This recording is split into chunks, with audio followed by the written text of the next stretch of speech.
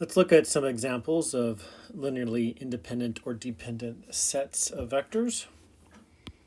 So again, 3.5 definition 3.5. Independence has to do with this sum being zero only if those coefficients are zero. So basically, you can't make a linear combination of the vectors. Like they're all separate, right? So let's look at this example. Now, this you can do this in other ways later, but we're going to do it kind of the brute force way, and using the definition. We can see though. So this is my set. Gosh, sorry about that. So this is my set. So you have 1, 4x plus 3, 3x minus 4, x squared plus 2, x minus x squared. You could probably guess that this is a dependent set. I mean, it just has to be, right? I mean, you can create this vector out of the sum of those vectors if you put the right coefficients in. The other thing we know from our n stuff is that this is the set of polynomials of degree 2 or less. Now we've already seen that a basis. Have we defined basis yet? Okay, we're getting there. Okay, so we'll talk about a basis, but remember the stuff in Rn where a basis has to do with the number of elements in a set. So all bases have the same number of elements. Well, you could probably guess that the basis for basically quadratics or less is just x squared x and 1, right? And then you could put coefficients in front if you want. But that's really all you need to create all of Pn less than or equal to 2. So 3 elements, right? And this, of course, has a bunch of elements in it. So, but how would you show that? And it's basically setting up a system and solving for your r's. So let me show you how you would do that. So what we have then are these vectors. This is like your vector v1, your vector v2, v3, v4, and v5. And so the question is, do there exist r values where this sum, rv1, this is straight from the definition, plus r2 v2,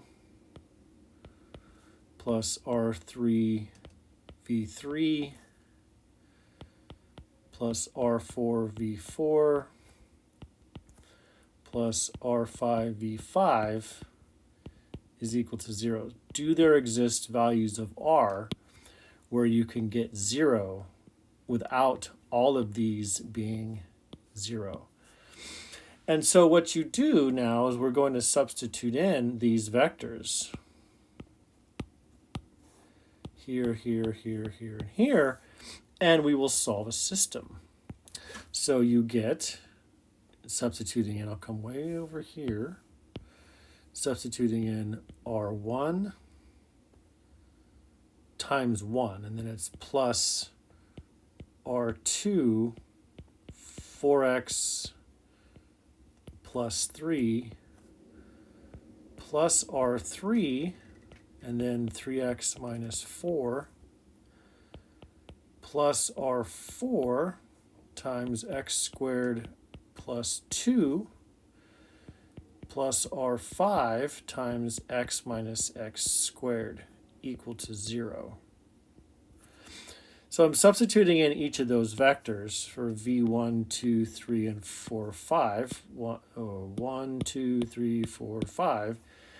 And then what you would do next is expand that and equate coefficients. So I'm not going to show that. That would take another like half an hour or something. So expand and collect, and then equate coefficients. When you do that, you get, this is a dot, dot, dot situation, dot, dot, dot.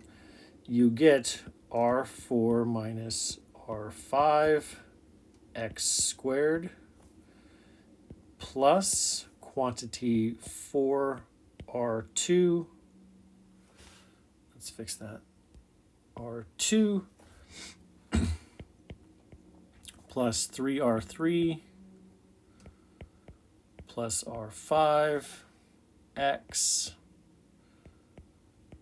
plus R1 plus 3R2 minus 4R3 plus 2R4 equal to 0. And then those are your coefficients. And then you have your x value. So set this equal, each of those coefficients equal to 0. So what you get then is the R4 minus R5 equal to 0, 4R2 plus 3R3 plus R5 equal to 0, and then all of this, R1 plus 3R2 minus 4R3 plus 2R4 equal to 0. And let me just double check to see if this looks right. Okay, that looks right. That looks right.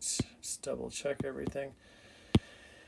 And now you can set up a matrix. So that's a system of equations you can solve, but we can set up a matrix like this.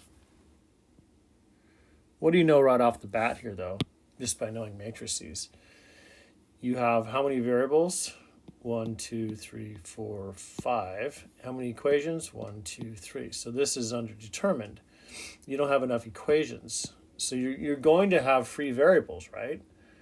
So you already know that it's dependent. Okay, but you want to find that or show that, like find a vector that works.